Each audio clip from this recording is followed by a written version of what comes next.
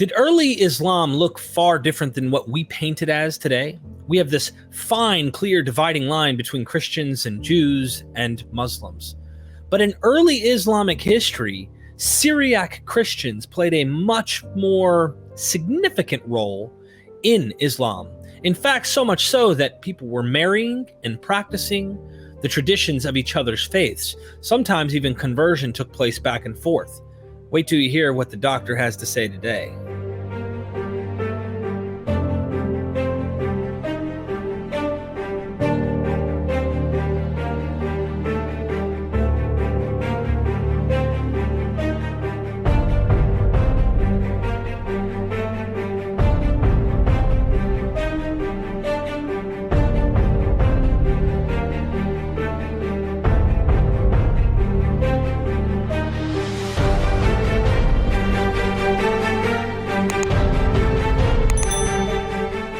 We are MythVision. Welcome back to MythVision Podcast. Ladies and gentlemen, I'm your host, Derek Lambert, and today I have an Islamic scholar, but he's not only an Islamic scholar in the sense that knowing around the time of the origins of Islam, you know, he fits in the category of Christianity and Islam, like the origins of Islam and the Christianities around that, but it goes even back further into early Christianity, if I could use the term Syriac Christianity, where they would have read potentially in Aramaic, some of the versions of Christianity that you probably wouldn't call Orthodox. I suspect he's aware of these things. And my guest is Dr. Michael Penn. Thank you so much for joining me. I feel like I butchered that somehow. I don't know how. Please, welcome to MythVision. Well, thank you, Derek. Thank you. So tell us, if you don't mind, real quick, briefly, you've written 3 books that I'm aware of. You've probably written more, but these are the ones on Amazon. Invitation to Syriac Christianity and Anthology. What is this book about, briefly? Yeah, this was a really fun one to work on. Basically, there's an entire branch of early Christianity and medieval Christianity and modern Christianity that most of us never think of. That is, instead of Christianity solely being a religion of the Mediterranean, it's also a religion of the Middle East and of Central Asia and of China. It means that through much of Christian history, the actual center of Christianity geographically was not Rome or Constantinople, but actually Baghdad. And that millions of early Christians were reading, writing, and hearing a form of Aramaic called Syriac. And we have over 1,000 years worth of documents in this, over 20,000 manuscripts. And so what I did is I combined forces with 3 other professors. And for 3 years, we would meet and try to figure out how do we, out of a tradition of tens of thousands of possible texts, get it down to about 120 excerpts that would allow folks who don't know much or maybe never heard of this giant Eastern branch of Christianity access to a tradition that has been all but lost. And so a lot of it literally was having the 4 of us in a room for 3 days every few months, battling out what would we put together? How would we introduce and organize this for the widest readership, excuse me. And so that was just really a treat. It is appearing officially on February 22nd. That is auspiciously on 2/22/22. So we're looking forward to that. This is the upcoming. Don't miss it. There is so much we don't know, and that is what I love about what he's doing. And I personally want to follow up to do an episode on this actual book, if possible, with you, Dr. Penn. I really think that'll be fun. Do you want me to call you Dr. Penn, or do you want me to just call you Michael? Or? Michael, I prefer it. That's great. Okay. It's total Everyone's tradition. Different. Totally get it. Well, thank you so much for that. I just want to give our audience a tease here. When Christians first met Muslims, a source book of the earliest Syriac writings on Islam. What is this about? One of the things that is unusual about the early history of Islam is that outside of the Quran itself, we really don't have textual sources about Islam written by Muslims till about 130 years, 120 years after the death of the Prophet Muhammad. In contrast, though, we have dozens and dozens of early Christian writings from the first few decades after Muhammad's death, looking at Islam from the outside. And so what I wanted to do was put together an anthology of some of these earliest Christian writings when Christians first met Muslims, so that people would have access to them, because it really in many ways revolutionizes not only our understanding of early Christian-Muslim relations, but it's also really important historical material for those first very nebulous decades of Islamic history. So again, this is a collection of texts with introductions, but are particularly historically significant because it lets us know how in the first few years after the death of the Prophet Muhammad, how Christians who were encountering Muslims, what did they think about Islam? And what could they tell us about Islam's origins and earliest history? Thank you so much. I think we're going to be talking mostly about this book today. But last of all, Envisioning Islam, Syriac Christians and Early Muslim World, Divinations, Rereading Late Ancient Religion. If you don't mind giving us a recap of this as well, we might be touching into the same vein of both of these. But yes. This is kind of the companion volume to what I just mentioned. That is, instead of being a collection of translated texts, it was a chance for me over, embarrassingly, a 14-year period of going through those texts, going through material culture, archaeology, history of early Islam, to really look at the different sort of viewpoints that the earliest Christians had who were in direct contact with Muslims in the 7th, 8th, and early 9th centuries. Thank you so much. I really appreciate that. I hope everybody goes down in the description, get you a copy of one of these books and get acquainted, especially the one coming up, because we're taking a dive into Islam like never before here on MythVision, wanting to get to critical scholarship, right? Oftentimes, I say this just so everybody understands, the critical scholars will actually go places that you may not hear traditionalists go. They're kind of looking at it in a factual way. You can interpret it how you will, but at the end of the day, the data sometimes is even different. They grant voices that are not allowed to be spoken or heard in a traditional sense. We know this from Christianity. You're not supposed to listen to Marcion. Don't you know he was a heretic? And my point is, sometimes the critical scholars will let Marcion speak, and you can actually get into the world of someone that isn't or is a minority position, which may not have been a minority position to begin with, which sounds like Syriac Christianity in a way. Like, this really couples some really intense questions. So if I may, I'll start with our first one, and this one's simple. When one thinks of Christianity, one thinks of Latin and Greek speaking world, but there's a forgotten world of Christians, which are Syriac speaking Christians of the Middle East. Can you tell us more about them than what we've already heard, where they were and lived, and what type of Christianity did they believe in? Is there a way to nail that down? Yeah. It's going to go further. I'm probably going to have a follow-up about this just to get into a little deeper, but please. So there are about 10 million Christians living today that are part of the Syriac heritage. About half of them live in the southern Indian state of Kerala because of early missionary movements to southern India. The other half were mainly throughout the Middle East, but because of the last century or two there, and especially the most recent years, there's a huge diaspora community around the world. In the United States, there are fairly substantial Syriac communities on the East Coast in Rhode Island and New Jersey, around Chicago, and close to where I teach at Stanford, in the Central Valley of California. In the ancient world, Syriac Christianity was a huge branch of the Christian church, one that stretched from what would be modern-day Eastern Turkey, throughout the Middle East in Syria, Iran, Iraq, Lebanon, up through Afghanistan, down to India, and up into China. It was the largest church for most of pre-modern church history. And so a lot of what I'm interested in is, how does our understanding of Christian history change when we move our analysis to this, in some ways, almost forgotten branch of Christianity? Now, a lot of what these Christians thought, believed, wrote is very similar to what we encounter with other Christians, but often it's a little bit different. So, for example, the New Testament of most Syriac Christians does not include the book of Revelation.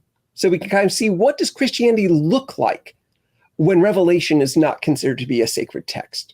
And pretty much none of them heard about St. Augustine. So what does it mean to have a branch of Christianity that doesn't have this really strong original sin trajectory that becomes so important within the West? And also, unlike most more Western Christians, these Christians were under Islamic rule for about 90% or more of their history. And so the question is, what does it mean for Christians when their exposure to Muslims isn't an invading force, isn't this kind of religion you don't know much about, but you hear that's developing a few thousand miles away? But what about Christians who were marrying Muslims, whose kids were dating Muslims, who had Muslims as their business partners, who were part of Muslim armies, who were building monasteries funded by the Muslim caliph? And so that change is not just a change in geography, but it also means a lot of the things that we nowadays consider to be very standard for Christianity are very different in this more Eastern branch. And that's one of the things that continues to excite me and my students about studying this almost lost branch of Christianity. I would go so far, and correct me if I'm wrong here, because this is your field, and I think you would also fit that this might help shed some light on early Islam, because, you know, as we talk about, we have orthodoxy, and this is the straight and narrow, and, you know, it was very rare that a heretic would go off the path, but nonetheless, you know, in Islam, there seems to be this same kind of issue where things get stiff and it becomes like this, I guess if that's a proper term to use. My point is it's always been this way and this is how it is. And no, it seems that we shed light on it. There might be more unity than diversity than we would expect, more getting along. So this leads me to ask just a more doctrinal question that maybe you can help me with, maybe you can't. As far as Syriac doctrine, the Syriac Christians, we see in Islam like these early implications of a triune with a mother goddess, things like this that are very strange. And this reflection of what maybe they think of Christianity as, you can't always take things for the words that they say. For example, if I'm reading contra somebody in the early church, or they're describing a heretic, they might go further along and paint them even further. I know there were early versions of Christianity that had a divine goddess in their trinity, but I didn't know if these Christians are there right in the vein of where the origins of Islam happen. Therefore, the knowledge of Christianity is like right in their backyard. It's not like, you know what I mean? No, I think it's a really good question. And one of the challenges, especially for the first century or so of the history of Islam, is really a lack of sources, especially from the Islamic side. We simply don't have the degree of kind of written histories that we get in some other religions. But what we do have is this plethora of outside voices, of people outside the tradition looking in. Now, this means, of course, they have their own biases. But one of the things that I feel that scholars of the history of Islam have increasingly been doing and are increasingly good at is how does one balance out the sources within the early Muslim tradition and what they can tell us about the history of Islam and the sort of biases they have with this other set of material of non-Muslims who have exposure to Islam and are writing about it, who also have their own biases. But to start bringing these two voices together gives us a much more rich perspective on what that opening century or two of Islam might be looking like. It often leaves us, unfortunately, with more questions than answers, which is typical in historical studies. But I do think that that shift of now looking not just at Muslim sources about early Islam, but also Christian and Jewish sources about early Islam really enriches the field. And it's going to be interesting to see in the coming years how that affects our overall idea of the early trajectory of Islam. Thank you so much. What was relations like between the Syriac Christians and Muslims? Did they marry each other, which I think you said they did? Maybe we can give an example of one. Did they participate in each other's religious festivals? Yeah. Did any of the Syriac Christians work in senior positions in the Muslim government? If so, is it possible you could give us a few examples? Okay, so I will quickly answer that all as yes. Let's make it easy. To fill in a little bit. One of the things that when I was doing my research about the about 60 or 70 early Syriac sources we have that speak about Muslims that range in size from a little manuscript fragment to like a 300-page history book, is the diversity of these Christians' responses to Islam was really incredible. It ranged from completely antagonistic to downright friendly. And it's that sort of variation that made me so excited about these sources. That is, you will have highly polemical sources that can proclaim the Prophet Muhammad to be equivalent to the Antichrist.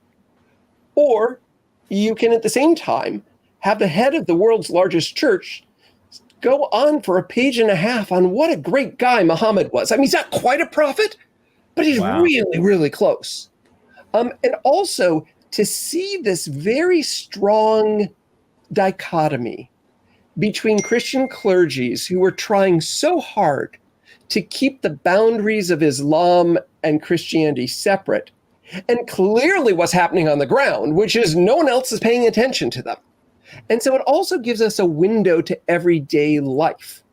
So one example of this, and one of my favorites, is an early 8th century Christian bishop and lawyer's approach with the following question, which is Christian woman is married to a Muslim. And the Muslim man is threatening to kill a Christian priest if that priest doesn't give him his wife the Christian Eucharist. And the question is should the priest give that woman the Eucharist or not? And there are just so many levels of things being intermixed here, right? That you have a Muslim who's not just intermarrying with a Christian woman, but wants to make sure she has access to Christian rituals. Wow. And so those are the sort of things that for me, who I see myself very much as a social historian, trying to figure out a bit what's happening on the ground, that these sources are just wonderful at. And we have this in all levels of society. As I mentioned, being part of Muslim armies, intermarrying, bequeathing their legacy to their Muslim neighbor who's one of their best friends. And at the same time, other sources that are incredibly critical of Islam. And so it's once I get that sort of diversity of opinions, I feel I'm closer to some sort of understanding about what's really happening on the ground. This makes me reminded of like biblical research where we don't have sources, but what was the religion of the common Israelite and what was the priest? Well, we have the literature of the priest and we know what they thought. And it was usually all or nothing, and it's never this nuanced, Baal was great and so is Asherah. We love Yahweh too, it's like, whoa, what are you talking about? So it's a reminder that what you're suggesting, we at least have better evidence for. We have some sources that are voices of this nuance that may have existed in antiquity where we just don't have other than archaeological data to back up things like this. What was their worship like? What was this, that? So this is really interesting. It sounds like this divide was more gray and there wasn't such an all or nothing position all the time. I think of it in two ways. One is there clearly are folks who are trying to build fences. And there are clearly bunches of folks who either jump over those fences or don't even know they're on the ground in the first place. Another way I think of it is when I talk to my colleagues, I especially do, let's say, South Asian religions of today. And I tell them, oh my gosh, I found this amazing information. Can you believe it? That Muslims and Christians used to worship in the same place? And they look at me and they're like, Michael, you're telling me you actually could publish something that says something that obvious? Have you never gone to a Hindu shrine before? And it makes me think that they're kind of right, that folks who deal with lived religions are very familiar with this much more blurriness on the ground. But because we have inherited a traditional legacy of Christianity and Islam being so separate, of in many cases being depicted as clashing civilizations, it means that we forget everything we know about actual lived religions and assume that they were as neatly divided as some of their clergy members wanted them to be. Wow. Well put. Well put. I agree. Islam seems to give the impression, and it may not be all Muslims, right? So there's a lot of people that are in all these camps that might have a position, but this impression that all Muslims and Christians did was battle each other, which you're pointing out that's not necessarily true. And Muslim apologists, for example, will take all the credit and for all the victories in the Muslim conquest, when actually their armies were mixed. Can you tell me about the role of the Syriac Christians played in the Muslim army?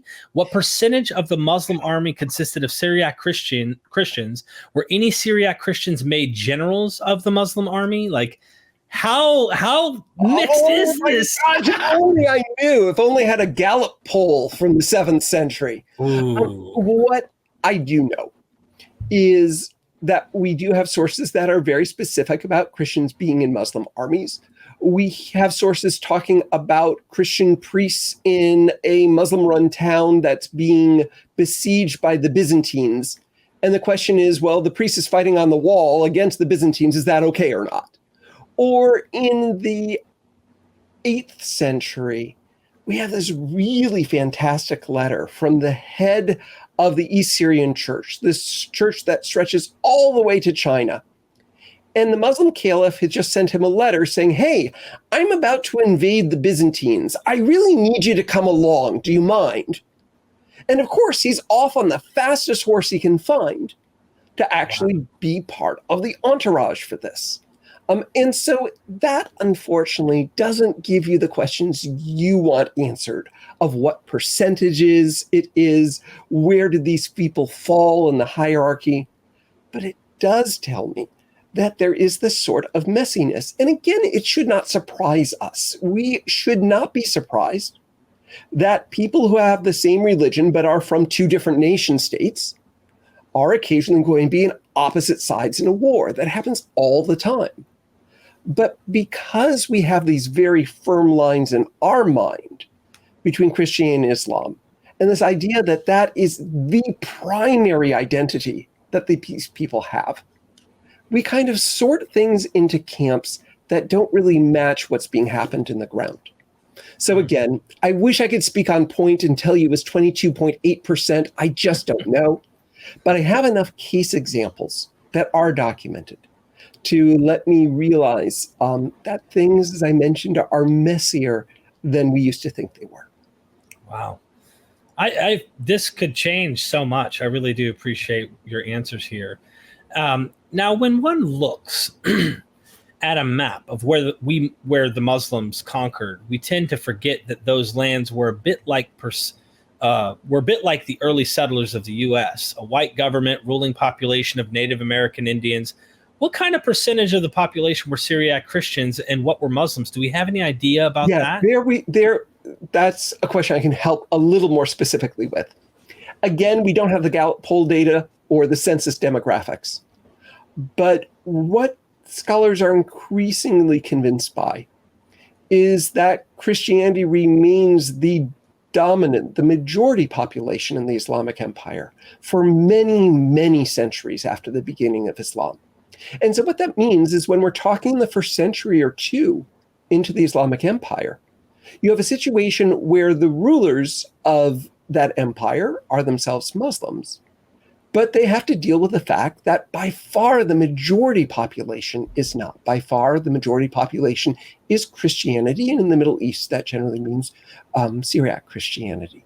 And so that also changes the way we think of early Islam to recognize that the Islamic Empire, by demographics, was predominantly a Christian empire for its earliest history.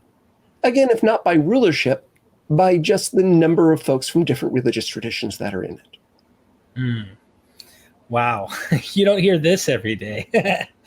The Christianity of the Quran is different. This is kind of what I was hinting at the beginning from mainstream Christianity, in the sense that Islam sees Jesus as just a prophet. It's anti-Trinitarian. He didn't die on the cross, but was raised up in heaven and will return in Damascus.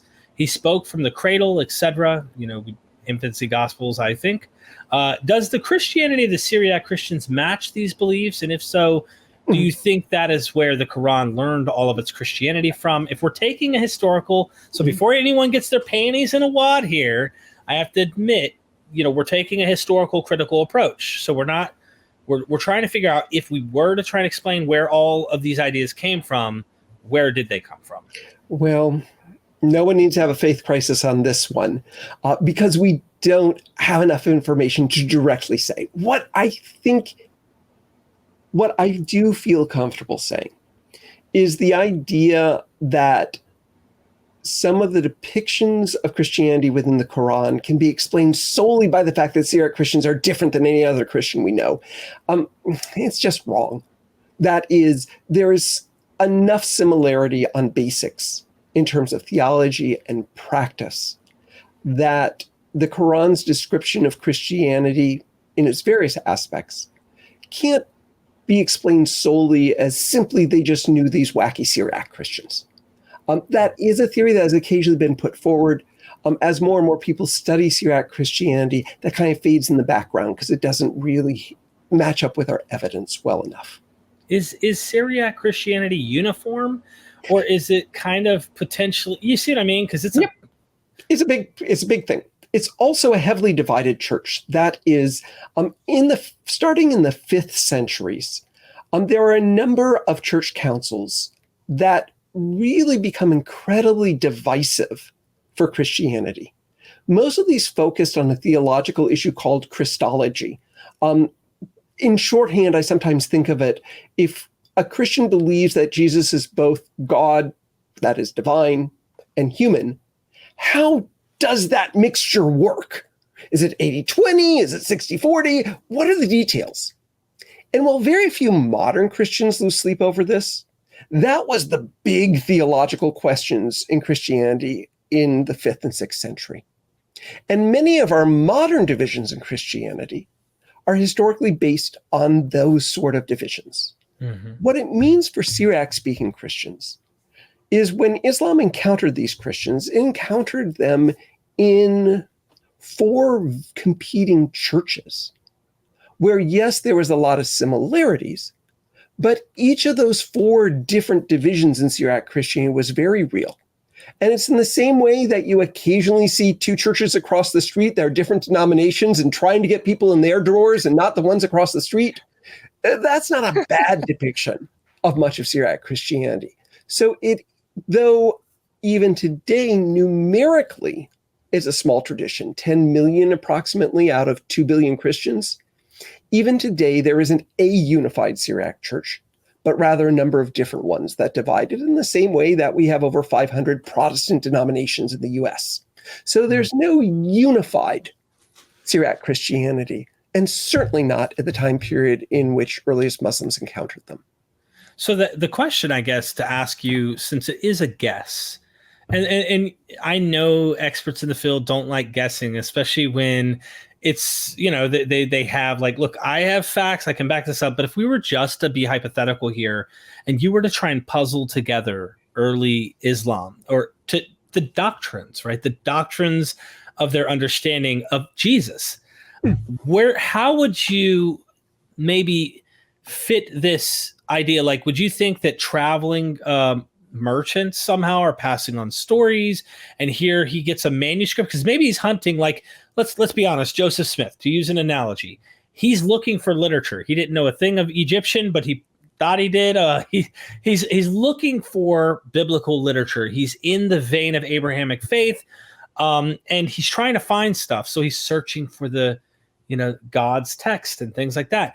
I wonder if Muhammad may have had this kind of interest as well. And as we have the tradition of him, but if we'd have seen him on the ground, maybe he's a hunter for truth and he's searching and see. I don't know. I mean, I'm throwing it out there to you.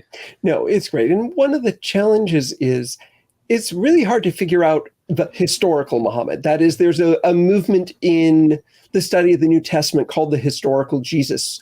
That is trying to figure out, okay, we have sources written decades after Jesus' death. Each of them have their own perspective on this.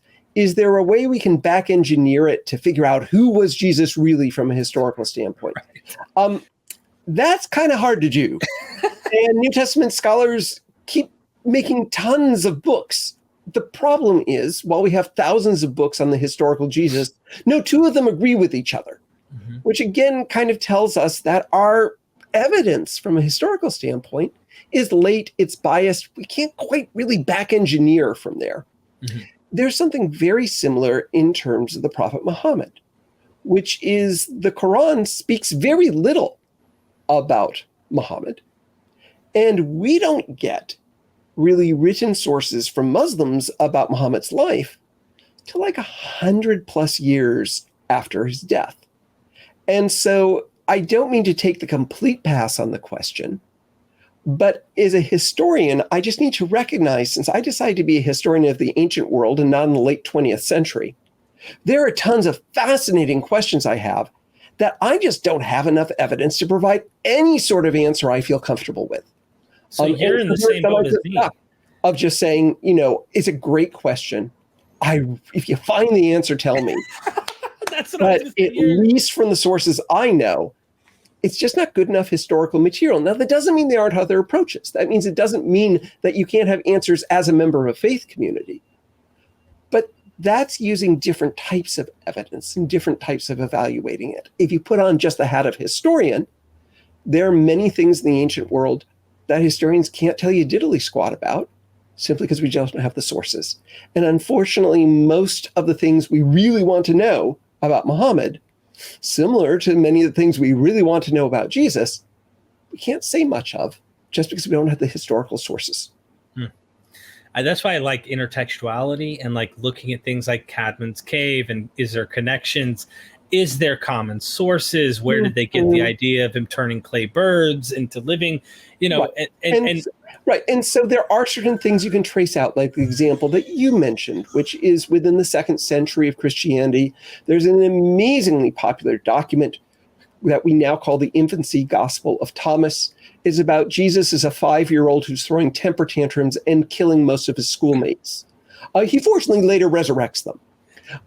One of the miracles, in fact, the first of that, is him turning, as you said, kind of clay into birds that fly away. Now, this is a tradition because the Infancy Gospel of Thomas gets translated into tons of different languages and is incredibly popular, even though it doesn't eventually make it in the New Testament. It's pretty clear that the Quran, which gives the exact same story, is at least indirectly aware of this tradition. So that's one case where we can see a connection intertextually, as you said. There's another known as the story of the sleepers of Ephesus, which also we have a very lengthy Christian tradition in multiple languages. And we find the same narrative in the Quran. This should not surprise us. The Quran has a very lengthy chapter about Joseph of Technicolor Dreamcoat fame. And it changes some things, but it looks very similar in its overall structure of what we know of the story of Joseph and his brothers within the book of Genesis. That is, the Quran is in conversation with a variety of different sources, including Christian and Jewish sources, if not actual written sources, at least aware of the tradition as it's accessed orally. That tells us a little bit about early Islam. It didn't grow up in a vacuum, but it still doesn't get to the point where we really want to know who was Muhammad, what exactly did the very earliest Muslims think, etc. So we get a few little pieces around the edges, and those are exciting. But I still, as a historian, feel disappointed. I want a lot more sources so I can really answer some of those bigger questions you raised, Derek. I agree. I agree with you. And if you find them, please send me an email. Oh, I will. Definitely. I will definitely want to do this again with you, of course, too. If I may, in the question, because I want to formulate this before I move on to the next subject, in the vein of what we talked about with intertextuality, or at least common source tradition, whether it's oral or not. We're finding a more flexible idea of Christianity and Islam than what we see today. It's very distinct. Yeah, it's not as the communities are much more together, it seems, or at least, like you said, fuzzy. To grant it the least, fuzzy. I wonder if the dual cornan, the two-horned figure that we find in here, a lot of people today are trying to tiptoe around who this might have been or what this might have been. And some say, yes, this is Alexander the Great. That this comes from the Alexander Romance, or it seems to come from this common source.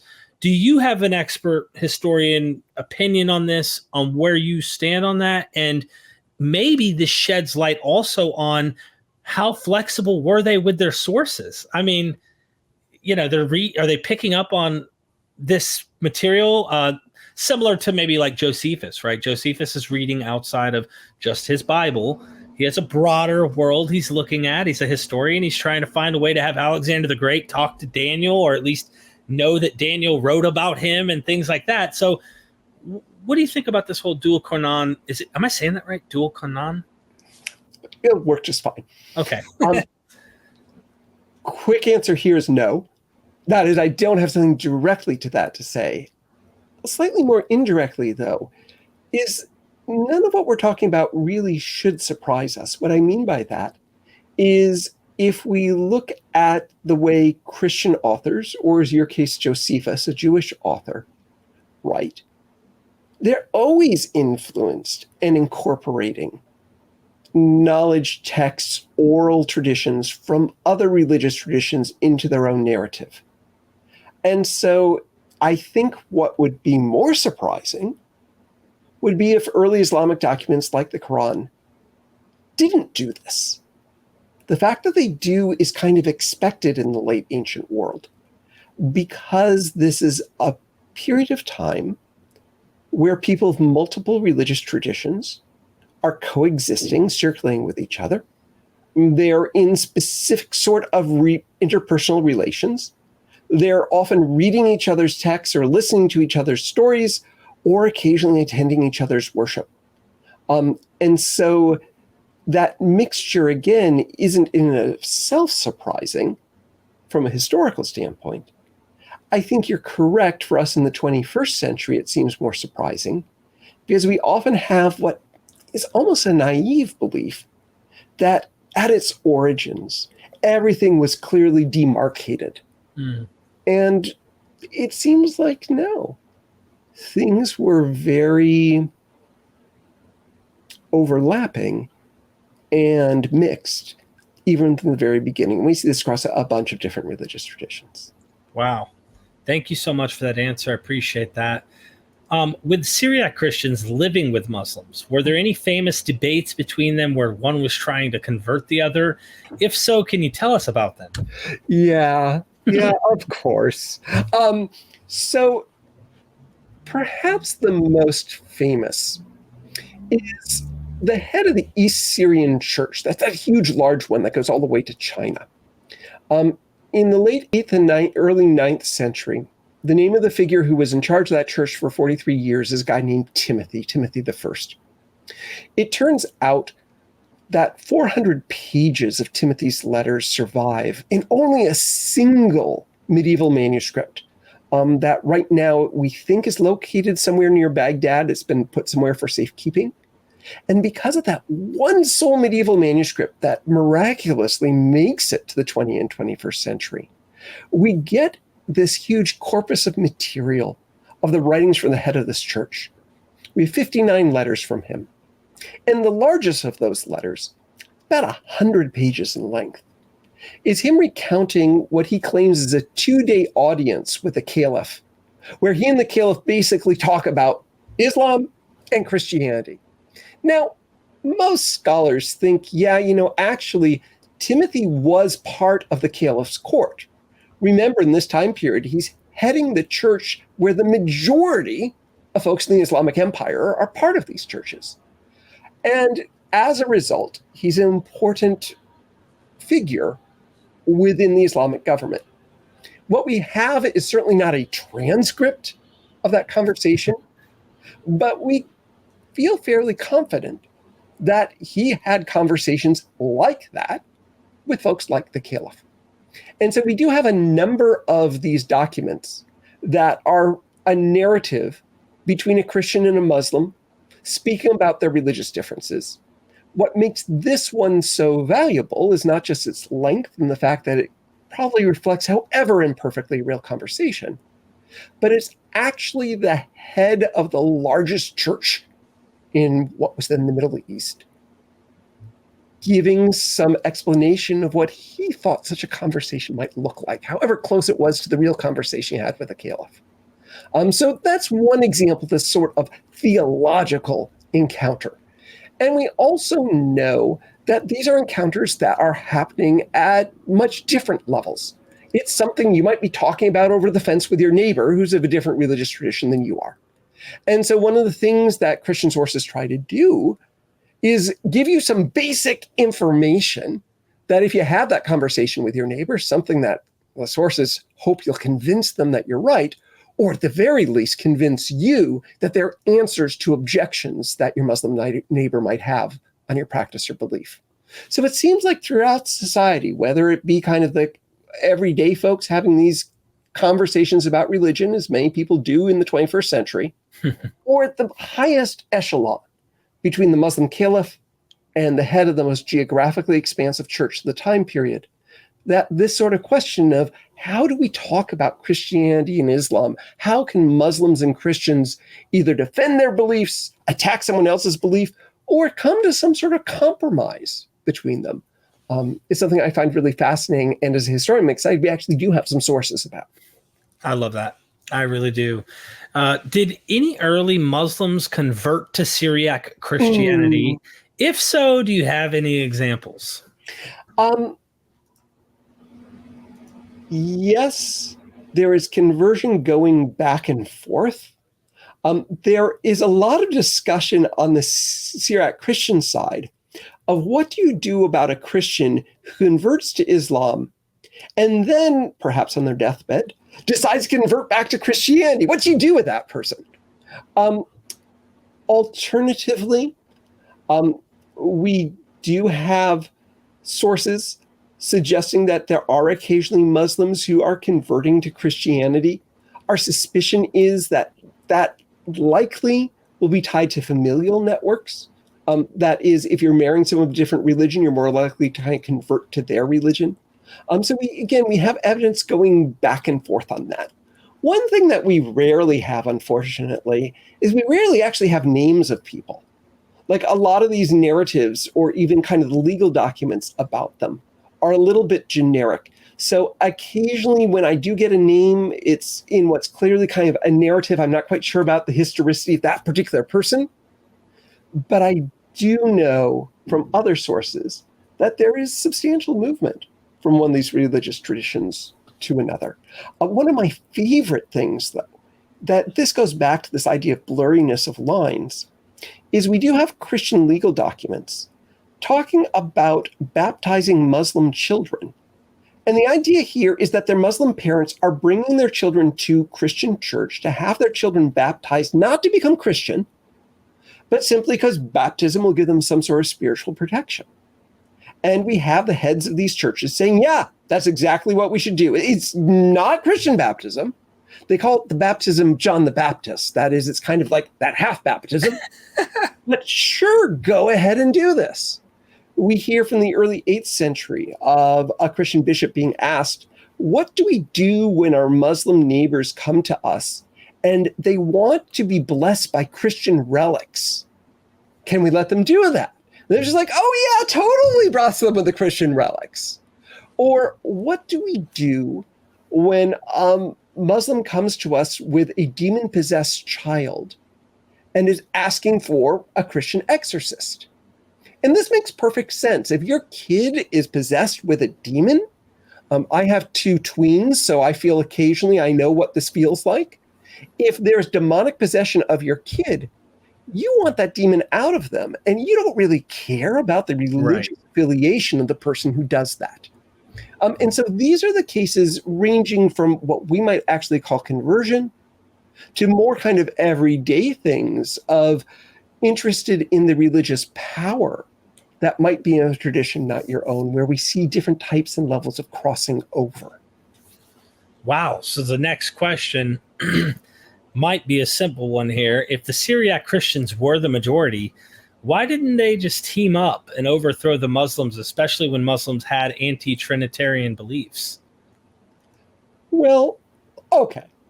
So 2 things. First of all, why should they?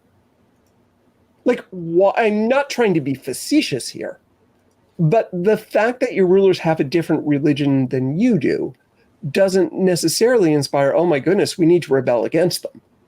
Especially in terms of Syriac Christians, because most of them had lived in what to them were hostile empires. That is, the more eastern ones lived under the Persian empires. They lived under Zoroastrian rulers for centuries. The ones that are more in what would be today Iraq and particularly Syria and eastern Turkey, they did live under a Christian emperor, that is the Byzantine emperor, but that emperor had a different theology, different Christology than them. They considered him to be heretical. The emperor certainly considered them to be heretical. And so we do have a case in that case of Christians often being persecuted by a Christian government. And so being under Islam isn't necessarily being more antagonistic than what these Christians have encountered in the first place. And then you add the actual practicality of, do you really want an armed rebellion against folks who seem to be really good in terms of the military ventures in the 7th century? So we have no sources that are suggesting that Syriac Christians are a secret column within Muslim society that would love to overthrow it. Thank you so much. In Islam, you are not allowed to build new churches and synagogues. One can repair an existing one, if you will. Did early Muslims allow or even fund new churches to be made? If so, why did they do this and go against their own religion? Well, you see what I'm saying? No, I totally get what you're saying. A slight corrective, which is what you're referring to, is a document that ends up being called the Pact of Omar, which, you're right, has this prohibition against building new churches. We suspect that the form we have of that document really doesn't come that way till the 9th century. That is, there are centuries before this. And we know from archaeology and tons of evidence, no one's listening to this. That is, we have, again, for the letters of this guy named Timothy I, he literally spells out how much money the caliph just gave him to help with monastery development. And this shouldn't be that mysterious. That is, if you are the ruler of an empire at a time when the majority of your population is Christian, it makes good sense to still be supportive of some portions of that religion. Now, that doesn't mean there are not times. That was a horrible double negative. Let's try it a different way. There are certainly times where we see specific rulers or other early Muslims who are trying to prevent the building of a given church. And that is occasionally successful and oftentimes not. And we certainly know from archaeological evidence that in the 7th and 8th century, we have a lot of new churches being built. And so here there really is a difference between what a given written source says is supposed to happen versus what's really happening on the ground, where even the caliph himself is essentially disregarding this idea. So I don't want to paint, because I think it's a false picture, that early Christians and Muslims just held hands and sang Kumbaya all the time. But it certainly wasn't at what we often depicted as this idea of a clashing civilization. And the question of churches and the way they're being built or repaired is just one of many strands where I think there is a strong division between what we see being prescribed by certain texts and what's actually happening on the ground. Wow. My final question, and this is in a vein of interview I did with Robert G. Hoyland, and of course I'll have Dr. Shoemaker on soon as well. Wonderful people. I really enjoy it. You have been fantastic. We discussed some of these sources, right? We went into, the fragment of the Arab conquest, and the whole point was this issue of when did Muhammad die? Did he die in 632? Or do some of the outside voices kind of speak to him being around at the conquest, leading this conquest, if you will, to Jerusalem? And my thoughts were, we're talking about Christian sources. Some of these might even be Syriac. And I'm going through like some of the sources that Dr. You're going Hoyland, through my faves, so that's great. yeah, I mean, I'm just going through some of these. I'm flying through them. West Syrian Chronicles, obviously. We got into coins a little just to kind of tease people with some numismatics. Let them see, like, who is this guy? You know, curiosity killed the cat. So why don't we all do what the cat did? So I just started popping these up, and we went through those piece by piece. And it's something that Dr. Hoyland, Shoemaker, I believe you'll probably fall in the same category, but I'd love to just hear your thoughts. Is we don't know. We're not sure. But you won't get this answer. My point was with traditionalists. They're not going to tell you that they're going to lean with their tradition typically, unless they're, probably an academic using a historical method, and they're able to kind of somehow compartmentalize their tradition from their research. My question is, if you were to put a number on how reliable you think these voices are of Muhammad being alive, and a guess, could you be comfortable giving a number or a guess on where you would feel on this? Or is there something you could say other than I pass? This will be a particularly good conversation to have with Professor Stephen Shoemaker, as he wrote an entire book on just that question of when did the Prophet Muhammad die? Now, that seems very academic. Like, does it really matter if it's traditionally 632 or if it's 634 or 636? It just seems like a number. The reason for Stephen's work that's so important, and I think you alluded to this, is it makes the difference between whether Muhammad died before the military successes of the Islamic conquests or whether he is actually part of that conquest itself. And so that's where rubber hits the road. I'm not going to pass, but I suspect that Stephen Shoemaker and I may be a little bit different in our answers because we've had this conversation often with each other. He has studied it more than I have and thinks that at the very least 632, the traditional date, should become circa 632. That is plus or minus a few years, and I'm very comfortable with that.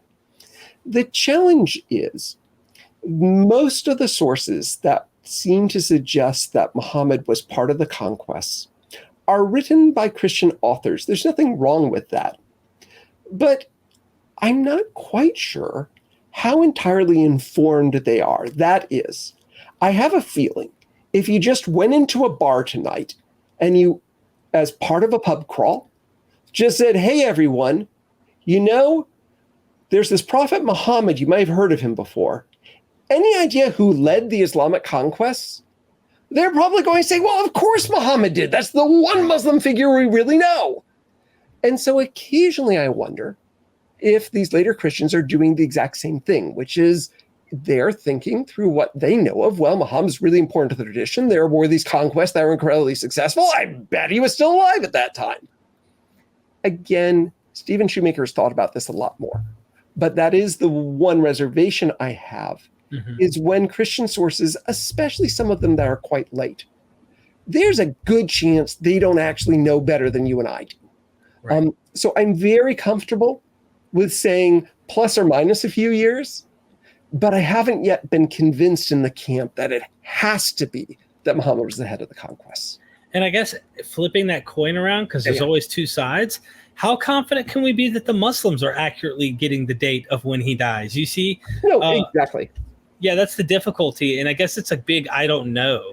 I think the one thing that might be in favor of them getting it roughly right is simply, were the Prophet Muhammad heading the conquests? And given how successful those were militarily, one would think that early Muslim sources would want to make a big deal about that. Like, that makes for a really good narrative.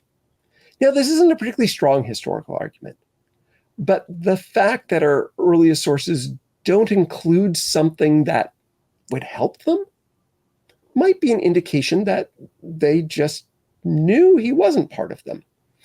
But again, we're kind of doing a little bit of inside baseball here. Yeah. Because we don't have strength of sources to be certain one way or another.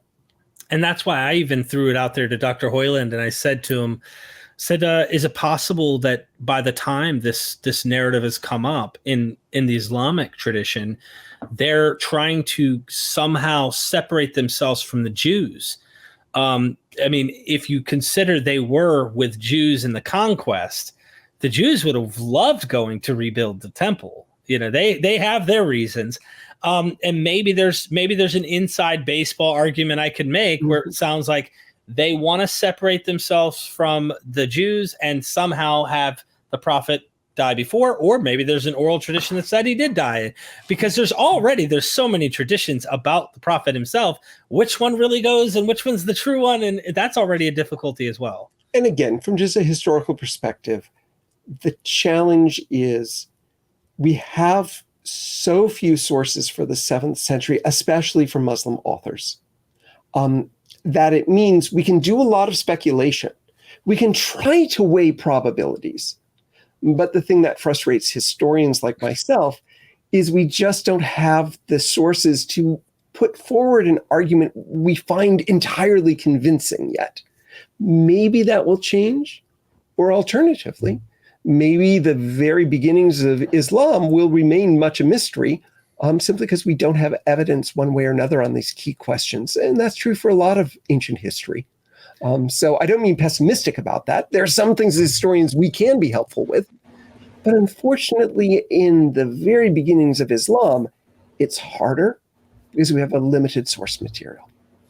If I may tease you with a funny question, this is not going to take a lot of work.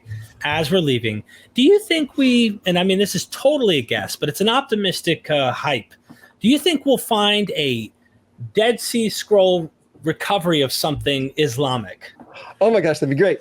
One of the things, and you had Sean Anthony here before, and in speaking to Sean, that really stuck with me, is he mentioned that right now one of the most important resources for the study of early Islam is Twitter. Because apparently there are a bunch of folks in Saudi Arabia who are going around with their cell phones, taking photographs of ancient Arabic inscriptions we've never seen before. Wow. And so there is so much more that is likely out there. If not a cache of documents like the Dead Sea Scrolls, at least archaeological material, culture, inscriptional evidence that really hasn't been accessed yet. So I do suspect if we have a 25th reunion of our conversation today, it's going to look differently, because I do feel very optimistic that there is more evidence that is slowly coming to light. And I'm just excited to see what that means for some of the bigger questions you raised today. Same here. Thank you so much. This has been fantastic. If you were to tell a brand new person who's tuning in right now, they're just now embarking upon your work, which of the three would you suggest they jump on first? I would say start with the Invitation to Syriac Christianity. Don't need to read it cover to cover. My goodness, it's like 460 pages. But just find some places there under topics you're interested in and kind of see what this Eastern Christian tradition how you could explore it in a different way. So that would, for me, in many ways, be the starting point. It's also helpful because it has 3 other really smart editors. And as a result, it's a collection that I think we're all pretty proud of. So that'd be my entry point. It also has introductory material that means it's not presupposing any sort of knowledge about these topics. So to me, that's the entryway. Thank you so much for that. I hope everybody goes and gets you a copy. If you're interested in this stuff, this is definitely good material. We're going to be bringing more of this on to MythVision. Let's give a round of applause. Dr. Michael Penn, thank you so much for joining me. Michael, I meant. See, I go back to my tradition. That's what I do. Thank you for joining me today. And, I look forward to reading more of your work and having you back at some point for a further conversation. Great. Thank you, Derek. It's been quite a pleasure. Thank you. And never forget, ladies and gentlemen, we are MythVision.